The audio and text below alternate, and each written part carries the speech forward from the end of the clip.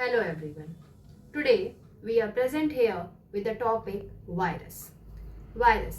You all listen about this word virus many times. Virus के बारे में आप लोग बहुत ज़्यादा सुनते आए होंगे और सबसे ज़्यादा आपने वायरस के बारे में सुना था 2019 में जब कोविड-19 था, ठीक। उस समय आपने कोरोना वायरस के बारे में बहुत ज़्यादा सुना था क्योंकि it was a world wide spread disease जिसने कि पूरा के पूरे अर्थ में ही कितनी प्रॉब्लम क्रिएट कर दी थी. There were many fatal cases also. कई लोग की मौत भी हो गई थी, कई लोग मर भी गए थे और कई लोगों को बहुत तरह की कह सकते हैं हाउस होल्ड प्रॉब्लम और कई तरह की प्रॉब्लम से जूझना पड़ा था. Now when we talk about virus, virus आखिर है क्या, क्यों उस टाइम पे 2019 में इतनी प्रॉब्लम आई थी कि वायरस की जो वैक्सीन थी उसको ढूंढने में इतना टाइम लग गया था साइंटिस्ट को, उसको बनाने में इतना टाइम लग गया था साइंटिस्ट को. तो let me tell you virus. सबसे पहले हम वायरस के बारे में जानेंगे. तो जो वायरस होता है ये इसकी जो हम लोग कह सकते हैं इसका बॉडी तो होती नहीं है, इसका जो स्ट्रक्चर होता है it is very small in size, बहुत छोटा, माइक्रोस्कोपिक है, पैथोजेनिक है नेचर में. पैथोजेनिक का मतलब क्या होता है, डिजीज कॉजिंग माइक्रो ऑर्गेनिज्म है. कैसा है virus? Virus is disease causing microbes और डिजीज कॉजिंग माइक्रोब्स को हम लोग कहते हैं pathogen. It is very small in size, very small in size. Next, ये जो वायरस होता है इसके पास एक प्रोटीन कोट प्रेजेंट रहता है. One protein coat is present, capsid.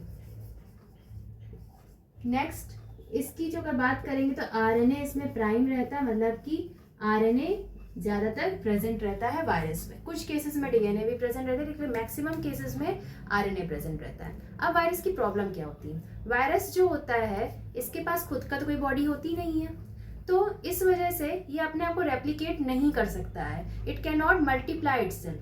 तो ये वायरस जो होता है इसको किसी ना किसी बॉडी की जरूरत होती है, इसको एक होस्ट बॉडी की नीड है जिससे कि अपने आप को मल्टीप्लाई कर सके.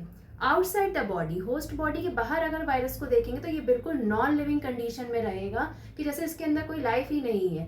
एज वेल सून व्हेन ये एंटर करता है किसमें, किसी भी होस्ट बॉडी में, जब इसने एक बॉडी में एंटर कर लिया लिविंग ऑर्गेनिज्म में, तुरंत क्या होता है, इट स्टार्ट रेप्लिकेटिंग इटसेल्फ, अपने आप को मल्टीप्लाई करना स्टार्ट कर देता है, अपने नंबर को इंक्रीज करना स्टार्ट कर देता है. इसीलिए जो वायरल इन्फेक्शंस होते हैं, वायरस जो भी डिजीजेज कॉज होती हैं उसको हटा पाना बहुत. Now this virus it was first discovered by Dmitri Ivanovsky. किससे? इवानोव्स्की ने इसको सबसे पहले डिस्कवर किया था 1892 में. किसमें? टोबैको लीव्स में.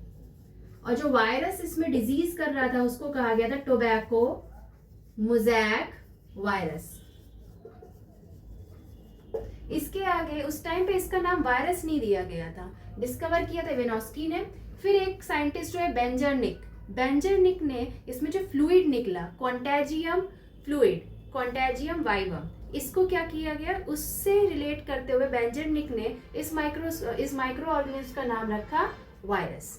ठीक. नेक्स्ट क्या हुआ, एक वायरस होता है जो बैक्टीरिया को खत्म करता है या बैक्टीरिया को इन्वेड करता है.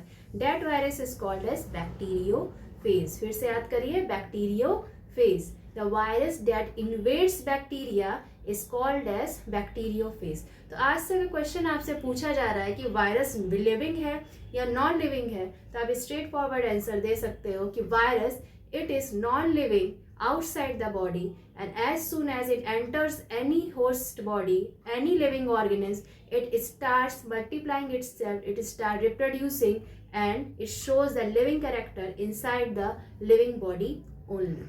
Thank you.